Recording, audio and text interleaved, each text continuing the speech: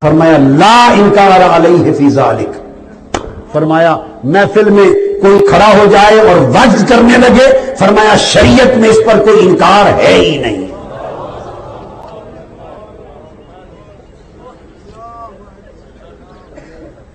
لا انکار علیہ فی ذالک، اس معاملے میں کہ کیفیت عشق میں کوئی وجد میں کھڑا ہو، انکار ہی نہیں ہے۔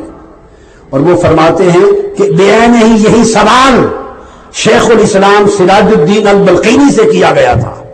امام سیوطی فرماتے ہیں فَأَجَابَ بِأَنَّهُ لَا إِنْكَارَ عَلَيْهِ فِي ذَلِكَ، تو شیخ الاسلام نے بھی کہا تھا اس پر کوئی انکار ثابت نہیں ہے۔ وہ بابو والی ویڈیو سے آپ نے دیکھی ہوئی ہے؟ دیکھیں، آپ اندازہ کریں آخری عمر کیا کام کیتا انہوں نے۔ اور ظلم یہ ہے کہ دین کے نام پہ یہ سب کچھ ہو رہا ہے سر۔ یہ اس طریقے سے ناچنا کودنا یہ اتنی بڑی فوش غلطی ہے کہ جس کے اوپر اجماع امت ہے کہ یہ والا رقص اس طریقے سے کرنا، ایسے جھومنا، اور وہ میں آپ کو بتاؤں وہ جس زبان میں وہ کر رہے ہیں نا ان کو پتہ بھی نہیں ہے وہ کیا ہے، تو جھومنے کس بات کے اوپر ہے؟ یہ اسی طریقے سے جب محفل قرات ہو رہی ہوتی ہے نا تو عذاب کی آیات پہ لوگ کہہ رہے ہوتے ہیں سبحان اللہ۔ حالانکہ صحیح مسلم میں حدیث ہے کہ نبی علیہ السلام جب تہجد کی نماز پڑھا کرتے تھے تو جہاں جہاں عذاب کی آیات آتی تھی تو اللہ سے عذاب جہنم کے اگینسٹ پناہ مانگتے تھے۔ اللہم انی اعوذ بک من عذاب جہنم، آمین، اللہم اجرنا من النار، آمین۔ اور یہ اس پہ بھی سبحان اللہ کہہ رہے ہوتے ہیں۔ تو وہ بابے بھی جھوم رہے ہیں، وہ تو کسی اور زبان میں ہی وہ گنگنائی جا رہی ہے جو ویڈیو چل رہی ہے۔ ڈاکٹر طلب قادری صاحب علمی آدمی ہیں، بڑی حیرانگی ہوتی ہے کہ وہ جن چیزوں کا سہارا لیتے ہیں ان کا بھی کیا قصور، پرانے بزرگ بھی یہ کرتے رہے۔ آپ حیران ہوں گے کہ یہ پہلی دلیل جو ہے نا رقص کی قرآن سے لیتے ہیں۔ سر اگر جان کے مان پاؤں تو آپ کو وہ آیت پڑھ کے سناؤں تو پھر آپ نے ان بزرگوں کا اور ان کے بڑے پرکھوں کا، صوفیاء کا مذاق آپ خود اڑائیں گے کہ ان لوگوں نے کس چیز کو بنیاد بنایا۔ وہ سورہ سواد کی آیات ہے، 41 نمبر آیت ہے آنورڈ، پارہ نمبر 23 کے اندر۔ اعوذ باللہ من الشیطان الرجیم، بسم اللہ الرحمن الرحیم۔ اسی لیے میرے بھائی قرآن سے پہلے اعوذ باللہ پڑھی جاتی ہے، ورنہ قرآن پڑھ کے بھی کوئی غلط رزلٹ نکال لے، یہ شیطان کے اگینسٹ اللہ کی پناہ کیوں حاصل کی جاتی ہے کہ یہ نہ ہو کہ اس قسم کا کوئی شیطان گھس جائے کہ قرآن میں لکھا کچھ اور ہو اور آپ اپنے ماننے والوں کو کچھ کا کچھ بنا کے بتائیں۔ وہ یہی کر رہے ہوتے ہیں نا۔ یہ جی 41 نمبر آیت سورہ سواد، پارہ نمبر 23۔ حضرت ایوب علیہ السلام کا ذکر ہے۔ آپ کو پتہ ہے ان کو اللہ تعالیٰ کی طرف سے آزمائش آئی تھی، بیماری آئی تھی ان پہ۔ یہ جو کہتے ہیں ان کے جسم میں کیڑے پڑ گئے تھے اور وہ کیڑا نیچے گرتا تھا اوپر رکھ لیتے تھے، یہ جھوٹ ہے، ایسا نہیں ہے، یہ سب اسرائیلی روایتیں۔ وَاذْكُرْ عَبْدَنَا ایوب، ہمارے بندے ایوب کو یاد کرو، اذ نادى ربہ، جب انہوں نے اپنے رب سے دعا کی، انی مسنی الشیطان بنصب وعذاب، کہ اے میرے رب بے شک شیطان نے مجھے چھو لیا ہے تکلیف اور دکھ کے ذریعے۔ اچھا وہ کوئی وسیلہ واسطہ نہیں پیش کر رہے، اللہ ہی سے فریاد کر رہے ہیں۔ ارکب برجلک ھذا مغتسل بارد وشراب، تو اللہ تعالیٰ نے ان کو وحی کی کہ اپنا پاؤں زمین پہ مار، یہ ہے ٹھنڈا پانی تیرے غسل کرنے کے لیے اور پینے کے لیے۔ وہ کہتے ہیں جو حضرت ایوب علیہ السلام نے زمین پہ پاؤں مارا نا، یہ رقص کی دلیل ہے۔ ہائے ہائے ہائے، کتنے پہنچے نا سرکار، ہائے ہائے ہائے۔ وَوَهَبْنَا لَهُ أَهْلَهُ وَمِثْلَهُمْ مَعَهُمْ، تو ہم نے ان کو مزید ان کے اہل، بیوی اور بچے ان کے سارے فوت ہو گئے تھے، اللہ کہتا ہے ہم نے دوبارہ نئے بیوی بچے دیے اور اس کی مثل اور عطا کر دیے، رحمتم منا، اپنی طرف سے رحمت، وذکریٰ لأولی الالباب، جس میں نصیحت ہے اہل عقل کے لیے۔ وہ کہتے ہیں جی اگر یہ پاؤں مار کے ناچنا حرام ہوتا تو قرآن میں یہ آتا، تو اس میں تو صرف پاؤں مارنے کا ذکر ہے، یہ تو نہیں کہ وہ پاؤں مارتے ہی جا رہے تھے۔ وہ تو اما ہاجر کے لیے بھی، جن کو آپ ہاجرہ کہتے ہیں، لفظ ہاجر ہے، ان کے لیے بھی سیدنا اسماعیل علیہ السلام کے لیے وہ زمزم جاری ہو گیا تھا۔ بخاری میں اشارہ تھا، نہ تورات میں ذرا ڈیٹیل کے ساتھ واقعہ موجود ہے۔ تو وہ تو پاؤں لگنے سے ہوا، تو یہ کہتے ہیں جی وہ یہ دلیل ہے، اس سے دلیل پکڑتے ہیں۔ اور اللہ کے فضل سے ہمارے جو پرانے مفسرین اور محدثین ہیں انہوں نے باقاعدہ صوفیاء کا ان آیات کے ساتھ کھلواڑ کرنے کا رد کیا. یہ کھلواڑ وہی ہے جس طرح کہ اہل تشیع نے کھلواڑ کیا ہے قرآن کے ساتھ. سورہ الذاریات کے اندر پارہ نمبر 27 کے سٹارٹ میں آتا ہے نا کہ ابراہیم علیہ السلام کو انسانی شکل میں آ کے فرشتے نے بشارت دی. ان کی بیوی بھی وہاں کھڑی تھی, اس کو بشارت دی. سیدہ سارہ کی عمر آلموسٹ 80+ تھی اور وہ بوڑھی ہو چکی تھی, اس وقت اولاد بھی نہیں پیدا ہوتی, اور کہا کہ آپ کو ایک بچے کی بشارت دیتے ہیں, حضرت اسحاق علیہ السلام کی.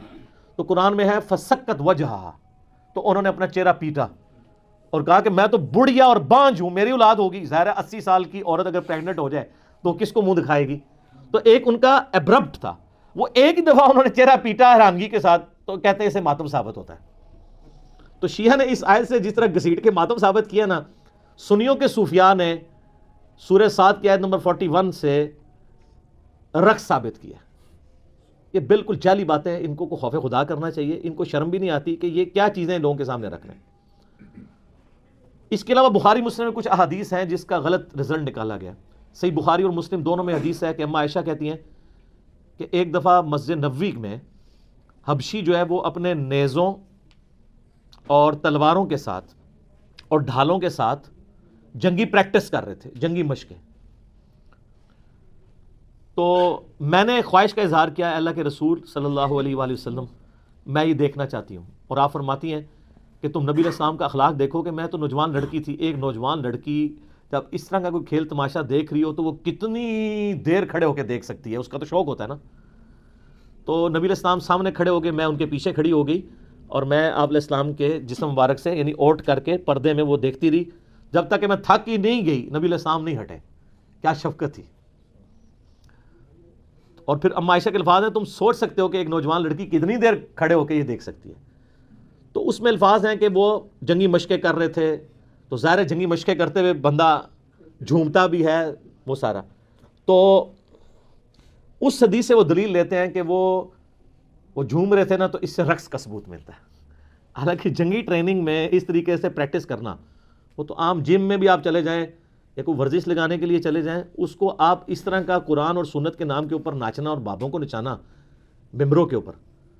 اسی حدیث کے کانٹیکسٹ میں یہ حدیث بخاری اور مسلم دونوں میں ہے. صحیح بخاری میں آپ فتح الباری ابن حجر اسقلانی المتوفا 852 ہجری کی فتح الباری پڑھ لیں, اور امام نووی نے جو شرح صحیح مسلم لکھی ہے وہ آپ پڑھ کے دیکھ لیں. دونوں نے لکھا ہے کہ یہ اتنا بڑا ظلم ہے اس سے رقص کو ثابت کرنا. یہ تو جنگی مشقوں کا ذکر تھا اور لوگوں نے گھسیٹ گھساٹ کے اس سے رقص ثابت کرنے کی کوشش کی.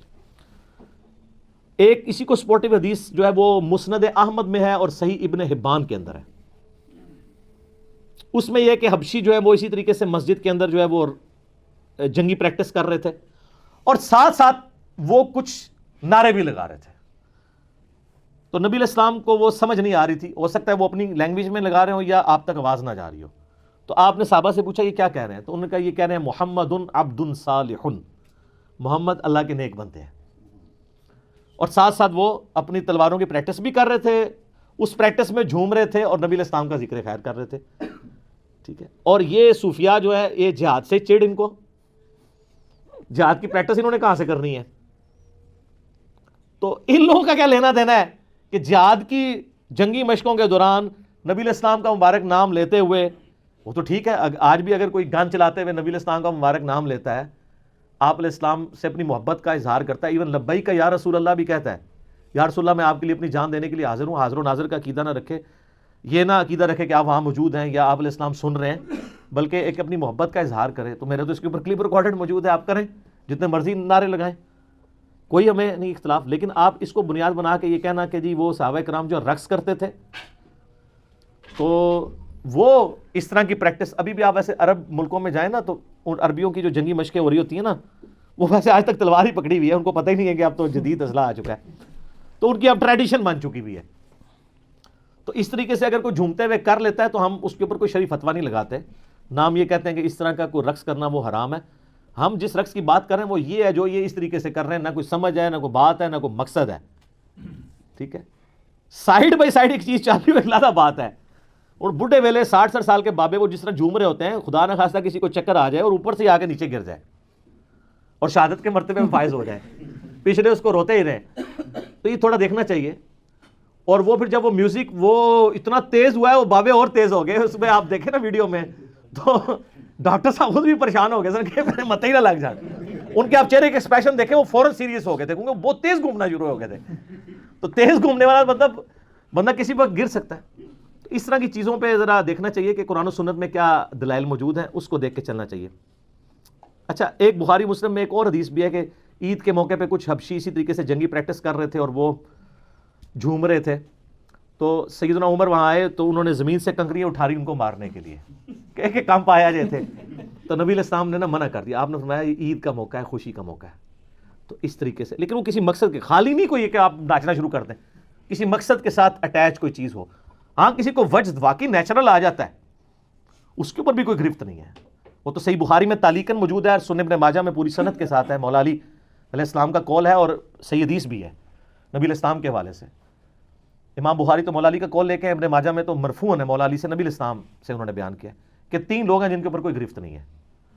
ایک وہ شخص جو سویا ہوا ہے, دوسرا جو مجنون ہے, پاگل ہے, اور تیسرا چھوٹا بچہ, اس کے اوپر شریعت کا قلم اٹھ جاتا ہے. تو اگر کوئی جنون والی کیفیت کسی پہ ہو جاتی ہے اور وہ کوئی نعرہ مارتا ہے, بے ہوش ہو جاتا ہے, ویسے جعلی بھی ہوتے ہیں. ہم جب دعوت اسلامی میں تھے نا تو کئی اس طرح کے جعلی لوگ ہم نے پکڑے ہیں. وہ آپ کو پتا ہے وہ لائٹس آف کر کے ذکر کراتے تھے اللہ, وہ آپ اتنی تیزی سے کریں تھوڑی دیر بعد ویسے ہی چکر کے بعد بندہ گر جاتا ہے. ایک نیچرل چیز ہے نا, اتنی دیر سے زور زور سے آپ ہلا رہے ہیں. تو ہم نے 1999 میں نا یہاں اعتکاف کروایا جیل میں اپنے جو مرکز فیضان مدینہ میں. تو روزانہ تماشا لگا, میں 30-40 بندے بے ہوش ہوئے پڑے. میں مصیبت پڑ جاتی ہے نا یار, مطلب لوگوں کو آپ سلانا ہے. اس کے بعد پھر کیا کیا ہم نے, ایک سوئی رکھی ہوئی تھی, ہائے ہائے سوئی تے پھر تمہیں پتہ نا فیتا مار دیں ہے کیڑا جعلی ہے. جو واقعی جینون بے ہوش بندہ ہے اس کو آپ سوئی مارے اس کو اثر ہی نہیں کرے گا, سن ہوا ہوتا ہے بندہ. 99.9 کیا 100% لوگ ہی جعلی تھے. پھر آہستہ آہستہ وہ وجدان ہی بند ہو گیا, روزانہ تو نہیں بندہ سوئی کھا سکتا. تو سوئی مارتے تھے, چیک کرتے ہیں, ہاں اٹھتے جاؤ اٹھتے جاؤ اٹھتے جاؤ. تو جب ان کو پتہ چل گیا کہ اب یہ سوئی سے اٹھائیں گے تو وہ پھر وجدانے بند ہو گئے. تو سر یہ جو بابے جھوم رہے ہوتے ہیں نا, تو ایک سوئی رکھ لیں آپ, ٹھیک ہے, ایک ایک بابے میں سوئی لا کے چیک کرو تو انشاءاللہ تعالیٰ ان کا سارا وجد اتر جائے گا. جیب میں بھی ڈاکٹر صاحب نے ایک جدید طریقہ دسا ہے کہ جیب میں بھی ہاتھ, وہ ہاتھ جیب سے مارو گے تو اور کچھ کر دیں تو عزت بچانا مشکل ہو جائے, پھر چور چور کا فتویٰ لگا دیں گے. اچھا, ایک اور حدیث ہے مسند امام احمد میں بھی ہے اور سنن کبریٰ البیہقی کے اندر موجود ہے. ویسے مزے کی حدیث ہے یہ حدیث بخاری میں بھی ہے. بخاری میں صرف اتنے الفاظ ہیں کہ نبی علیہ السلام نے زید ابن حارثہ سے کہا کہ زید ہمارا مولا ہے, جگری یار ہے, کیونکہ حضرت زید ابن حارثہ کو حضور نے آزاد کیا ہوا تھا, لے پالک غلام تھے. اور حضرت جعفر ابن ابی طالب حضرت علی کے بھائی کو کہا, جس نے وہ نجاشی کے دربار میں سورہ مریم پڑھی تھی, کہ جعفر تم شکل و صورت میں اور سیرت میں میرے مشابہ ہو, بڑی فضیلت. اور تیسرے مولا علی سے نبی علیہ السلام فرمایا علی تم مجھ سے ہو میں تم سے ہوں. یہ تینوں باتیں بخاری کی ایک حدیث میں جو میں نے کربلا والے ریسرچ پیپر میں ڈالی ہوئی ہیں. یہ حدیث بخاری میں تو اتنی ہے, لیکن اس کے کانٹیکسٹ کے ساتھ مسند احمد اور سنن کبریٰ البیہقی میں موجود ہے کہ مولا علی خود روایت کرتے ہیں کہ میں زید ابن حارثہ اور جعفر ابن ابی طالب بیٹھے ہوئے تھے ایک مجلس میں, تو نبی علیہ السلام نے زید سے کہا تو ہمارا مولا ہے. تو حضرت زید ابن حارثہ جو ہے وہ ایک ٹانگ پہ کھڑے ہو گئے اور انہوں نے جھومنا شروع کر دیا. اس کے بعد حضرت جعفر ابن ابی طالب سے حضور نے فرمایا کہ تم اپنی شکل و صورت اور سیرت میں سب سے زیادہ میرے مشابہ ہو. تو وہ بھی ایک ٹانگ پہ کھڑے ہوئے اور انہوں نے جھومنا شروع کر دیا, اظہار محبت کے لیے, خوشی کے لیے. پھر مولا علی کہتے ہیں جب پھر نبی علیہ السلام نے مجھ سے کہا کہ تم مجھ سے ہو اور میں تم سے ہوں, تو میں بھی ایک ٹانگ پہ کھڑا ہوا اور میں نے جھومنا شروع کر دیا. اس حدیث میں ابو اسحاق مدلس ہے, ان سے روایت کر رہے ہیں, سما کی تصریح نہیں ہے, روایت تو ضعیف ہے. امام بیہقی نے بھی کہا کہ یہ حدیث مضبوط نہیں ہے, لیکن اگر یہ حدیث صحیح بھی ہو تو کوئی حرج نہیں ہے.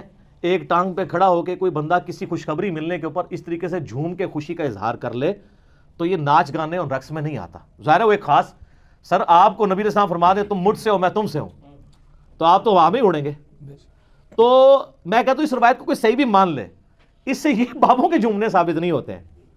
ہاں کبھی آپ کوئی قرآن کی آیت یا حدیث یا کوئی خوشخبری سن کے آپ کے اوپر کیفیت طاری ہوتی ہے تو ٹھیک ہے, اس میں کوئی حرج نہیں ہے. لیکن یہ ایک مین چیز تھی جس کے اوپر وہ دلیل بناتے ہیں کہ یہ اس سے جھومنا اور رقص کرنا ثابت ہے. اچھا سب کے پاس کچھ نہ کچھ ہے, بالکل ہی کوڑا کوئی نہیں ہے, لیکن وہ صفرے لگے ہوئے ہیں, 10 ہے نا 100 بنا لیں گے, ایک اور بزرگ آئے گا وہ کہے گا میرا بھی 0 پالو.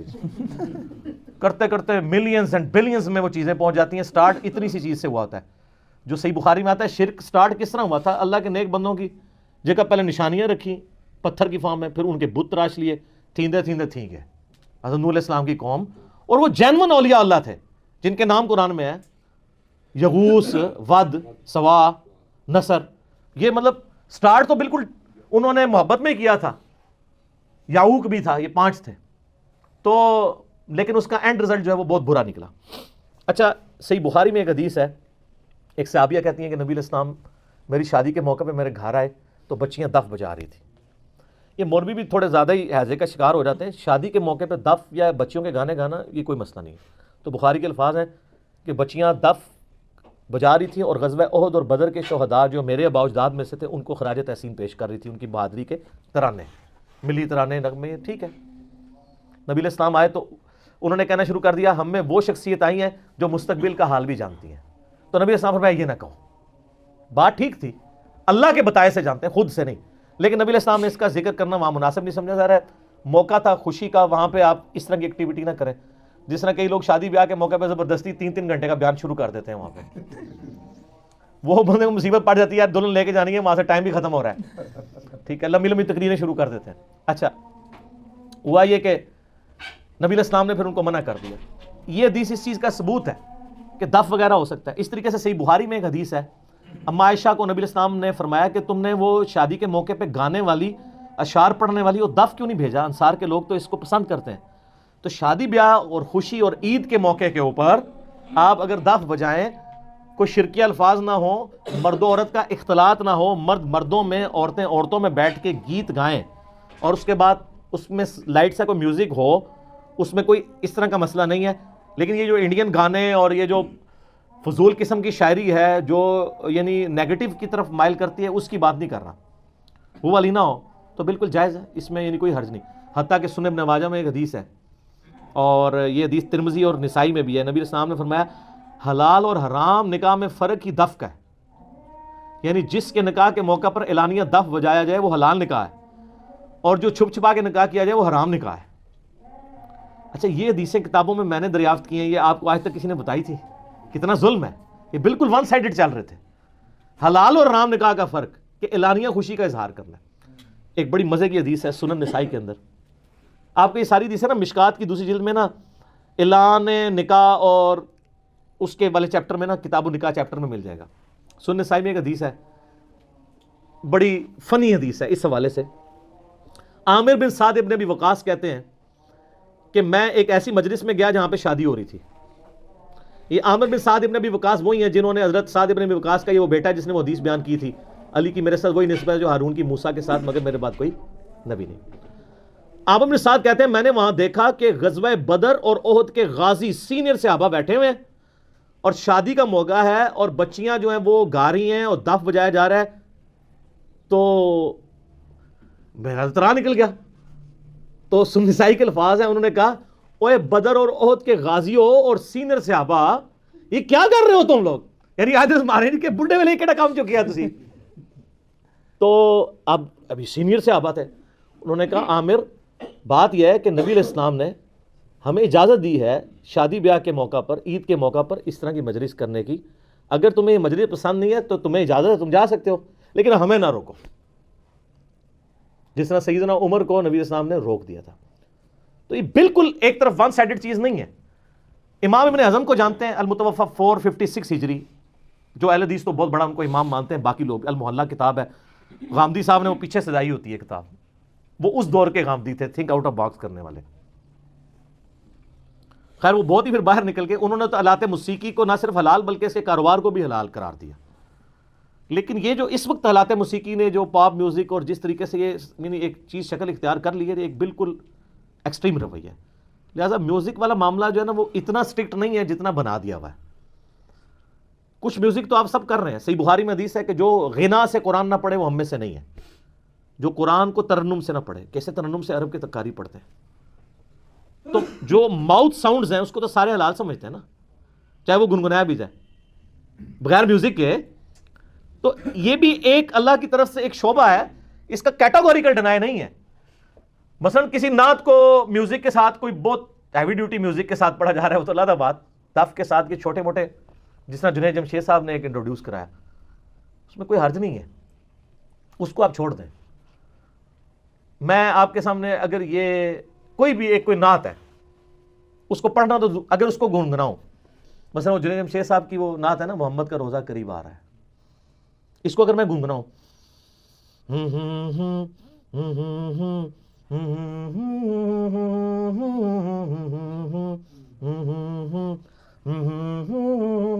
اس میں کوئی فتویٰ لگا سکتا ہے؟ منہ کی آواز ہے. ابھی تو کئی ماؤتھ ساؤنڈز آئی ہیں جو بڑی ٹریجک ماؤتھ ساؤنڈز ہیں، ہم نے بھی ایک دو کلپس کے پیچھے لگائی تھی. لوگ فتوے لگاتے ہیں تو تھوڑے ڈیلے ہو جائیں اس مسئلے میں. عمر سیریز کے اوپر آپ دیکھیں جو انہوں نے کام کیا ہے قطر والوں نے، کتنے یعنی وہ سینز کے اوپر کتنے کریٹیکل میوزکس انہوں نے، وہ اگر آپ نکال دیں اس کا سارا مزہ ہی دھڑام سے نیچے آ جائے گا. تو میوزک کے معاملے میں یہ کوئی ترغیب آپ کو فضائل نہیں میوزک کا سنا رہا، میں بتا رہا ہوں کہ اتنے سخت رویہ اختیار نہ کریں. باقی اکثر جتنی حدیثیں پیش کی جاتی ہیں سب کی سب یہ آلموسٹ جعلی ہیں. ایک دو روایتیں ہیں ان کی بھی تعویل ممکن ہے لیکن میں نہیں کرتا، اس کے لیے آپ غامدی صاحب کو سن لیں. ٹھیک ہے، میں کروں گا تو میرے کلپ کاٹ کے لوگ کہیں گے یہ جی لوگوں کو کہہ رہے ہیں انڈین گانے سن. میں کب کہوں گا انڈین گانے سنیں آپ؟ میں تو پاکستانی قوالیوں کے بھی خلاف ہوں، شرکیہ قوالیاں اور عجیب کو تمیز ہے. ایک زمانہ تھا وہ قاری وحید ظفر قاسمی جیسے ڈیسنٹ لوگ نعتیں پڑھا کرتے تھے، اور اب کس قسم کے ڈسکو قسم کے نعت خان آ گئے ہیں، ان کے تو کپڑے ہی مان نہیں ہے. سننا کیا ہے بندے نے، اور کرتے کرتے تھیندے تھیندے کہاں تک تھی گئے. اس لیے ہم اپنے اس پلیٹ فارم سے ایک تو شرک سے پاک نعتوں کا سلسلہ، دوسرا ڈیسنٹ شاعری والا سلسلہ، اور اس میں سب کی نعتیں آپ دیکھیں گے. میں نے پہلے بھی اعلیٰ حضرت کی کئی نعتیں پڑھوائی، اب بھی ہم اعلیٰ حضرت کی کئی نعتیں ہیں جو شاہکار ہیں. میں کہتا ہوں نبی علیہ السلام سے محبت کا جو اظہار کیا ہے کمال کر دیا. ہمیں ان سے علمی اختلاف اپنی جگہ. میں اکثر اپنے بھائیوں کو نجی محفل میں کہتا ہوں، آج آن کیمرہ بھی کہہ دیتا ہوں کہ اعلیٰ حضرت نے جو اظہار محبت اپنی شاعری میں نبی علیہ السلام کے ساتھ کیا ہے نا، اس طرح کا میرے علم میں کسی بھی عاشق نے اپنے معشوق کے لیے نہیں کیا ہوگا.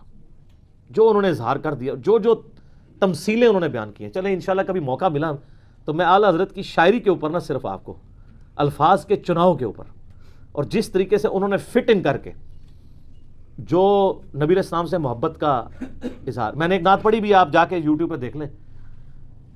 قیامت کے دن کا نقشہ کھینچا انہوں نے، پیش حق مجدہ شفاعت کا سناتے جائیں گے، آپ روتے جائیں گے ہم کو ہنساتے جائیں گے. ہاں چلو حسرت زدو سنتے ہیں کہ وہ دن آج ہے، تھی خبر جس کی کہ وہ اپنے جلوے دکھاتے جائیں گے. کیا کمال ہے جناب. وہ کہتے ہیں قیامت والے دن تو ہمارا اس اعتبار سے عید کا دن ہے کہ ہم رسول اللہ کی زیارت کریں گے، جس کے لیے ہمیں ہمارے پیروں نے جھوٹے وظیفے بھی سکھائے تھے. اینی دفعہ درود پڑھ لو، اینی دفعہ کر لو. تو یعنی میں کہہ رہا ہوں، انہوں نے نہیں کہا. تو کمال جناب وہ نعت ہے. اور میں نے اس نعت کے ایک ایک شعر کے اوپر بخاری مسلم سے حدیثیں پیش کر کے اس کی ریکارڈنگ کروائی ہے. یوٹیوب پہ آپ لکھیں پیش حق مجدہ شفاعت کا سناتے جائیں گے. تو انشاءاللہ میں نے شعیب کو کہا ہے کہ وہ تیار کرے گا تو اس سے بھی پڑھوائیں گے انشاءاللہ تعالی. تو لیکن اس کے لیے آپ کو تھوڑا شاعری کا ذوق، اردو لنگوسٹک بھی آنی چاہیے. پھر آپ کو مزہ آئے گا کہ وہ بات کہاں سے اٹھا کے کہاں لے کے جا رہے ہیں، پھر آپ جھوم اٹھیں گے. کمال. میں تو ابھی بھی یعنی کئی بار اعلیٰ حضرت کی نعتوں کے ایک آدھ شعر بھی سنتا ہوں، میرے پہ وجد طاری ہو جاتا ہے. وہ سوئی والا وجد نہیں یعنی سوز و گداز کی کیفیت طاری ہو جاتی ہے کہ کیا کمال ہے یار، کہاں سے شعر کہہ دیا یار، کہاں پہ پہنچا دیا، ایک بار بندے کو ہلا کے رکھ دیا. ٹھیک ہو گیا جی.